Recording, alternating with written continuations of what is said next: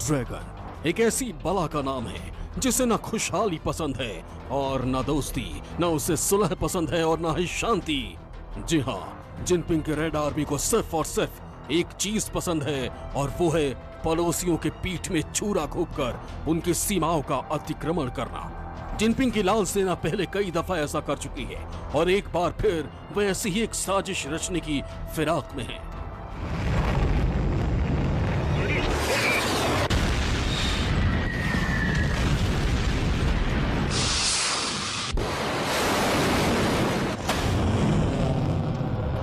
लद्दाख की सीमा के पार दोबारा से बड़े बड़े हथियार जमा करने लगा है और इस नापाक हरकत के पीछे चीन का मंसूबा हिंदुस्तान के ऊपर एक दबाव बनाने का है। जब हिंदुस्तान के अंदर ये कोरोना का संक्रमण बहुत ज्यादा फैल चुका है, भयावह हो चुका है, ऐसे मौके पर हथियारों का, सेनाओं का जमावड़ा यही दर्शाता है कि वो हिंदुस्तान के ऊपर एक प्रेशर बनाना चाह रहा है और जो उसने खोया था उसको वापस पाने की एक कवायद मात्र। सैटेलाइट की नई तस्वीरों से खुलासा हुआ कि चीन की सेना पूर्वी लद्दाख के वास्तविक नियंत्रण रेखा यानी LAC पर बड़ी तादाद में हथियारों का जखीरा जुटा रही है।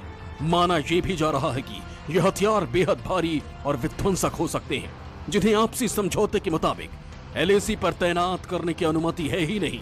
बावजूद इसके समझौते के सभी नियमों को दरकिनार कर वो एक बार फिर LAC को युद्ध का मैदान बनाने की हर मुमकिन साजिश रच चुका है।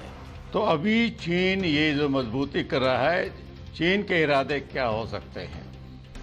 वैसे तो चीन अपनी नीतियों में दोहरेपन के लिए जाना जाता है और उसके इरादों का सही अनुमान लगाना आसान नहीं है।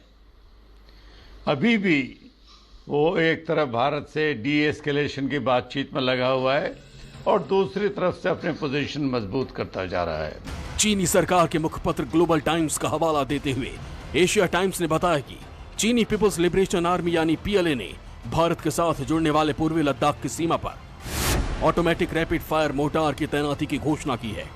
ये इस क्षेत्र में चीन का चौथा वेपन सिस्टम है। इससे पहले वो वहां 122 मिलीमीटर कैलिबर होवित्जर की तैनाती कर चुका है। इसके अलावा वहां बख्तरबंद असॉल्ट व्हीकल भी जमे हुए हैं।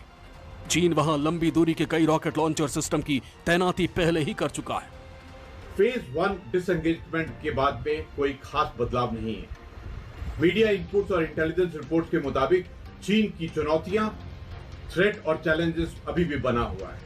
हाल ही के समय में चीन ने ईस्ट लद्दाख के इलाके के अंदर में एयर डिफेंस एक्सरसाइज की और कई एडवांस वेपन्स को भी इंडक्ट किया गया, जिस प्रकार mobile rocket launcher system, self propelled howitzer और असॉल्ट व्हीकल। इसके अलावा डेप्थ के इलाके के अंदर में ट्रूप्स की रोटेशन की गई और जगह जगह पर ट्रेनिंग एक्सरसाइज भी की जा रही है।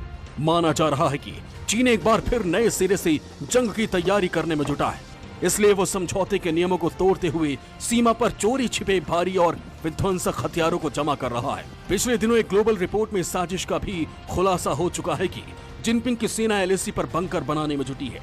ये साफ तौर पर इस बात का सबूत है कि रेड आर्मी सीमा पर सैनिकों और सैन्य साजो सामान की तैनाती या तो बढ़ा चुकी है या बढ़ाने का इरादा रखती है।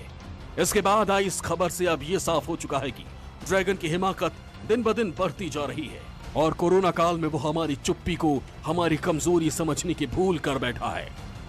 चीन की मंशा पूर्वी लद्दाख के अंदर भारत पे प्रेशर बना करके डिप्लोमेसी के अंदर भारत से कुछ जीत हासिल करना, व्यापार के मामले में हो या टेलीकम्युनिकेशन के मामले में हो, जो भारत ने कई चीनी कंपनियों को बाहर कर दिया है, उनके सामान को इस्तेमाल करना बंद कर दिया है, उस पर प्रेशर बनाना हो। परंतु भारत के जो हमारे फॉरेन मिनिस्टर है जयशंकर जी, उन्होंने इस चीज को बिल्कुल क्लियर कर दिया है कि भारत और चीन के संबंध इस बात पर निर्भर करेंगे कि जो पूर्वी लद्दाख के अंदर चीन ने भारत के साथ प्रॉमिस किया था वो उसमें बातों पे खरा उतरता है या नहीं। LAC पर चीन की ये बढ़ती हिमाकत कोई नई बात नहीं है। पिछले साल से ही वो पूर्वी लद्दाख में तनाव पैदा करने की साजिश रच रहा है।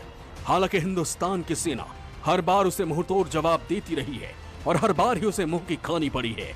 पिछले साल चीनी सैनिकों के उकसावे की वजह से गलवान घाटी में दोनों देशों की सेनाओं के बीच खूनी सैन्य संघर्ष भी हो चुका है। इसमें लाल सेना के 45 जवान मारे गए। ऐसा लगता है कि ड्रैगन को वो सबक दोबारा याद दिलाने का वक्त आ चुका है।